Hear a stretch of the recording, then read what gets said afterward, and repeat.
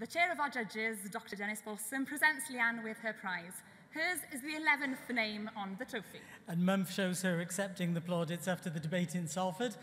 I was there, I don't recall any of the flowers being thrown, but she did get the first round of applause. I can't miss this opportunity to make a point that deserves making whilst accepting this award.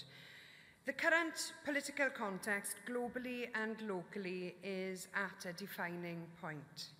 ISIS, the rise of the Front National in France, last night's comments by Donald Trump in the USA should be a cause of concern for all of us.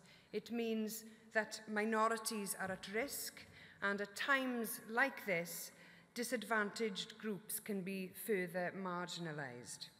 Now, not everyone sees politics in these terms, and I accept that, but many of us do, and we should, wherever we can, in my view, take a stand.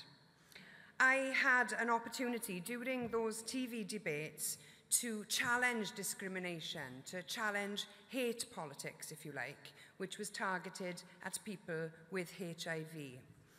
I saw that attack on that group of people as an attack on us all.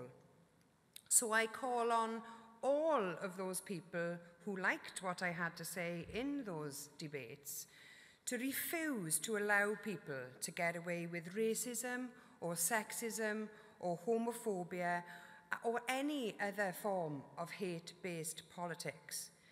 And don't allow them to tell you that it's political correctness gone mad when you challenge them. Tell them that an attack on one is an attack on all of us. Tell them that we refuse to be divided.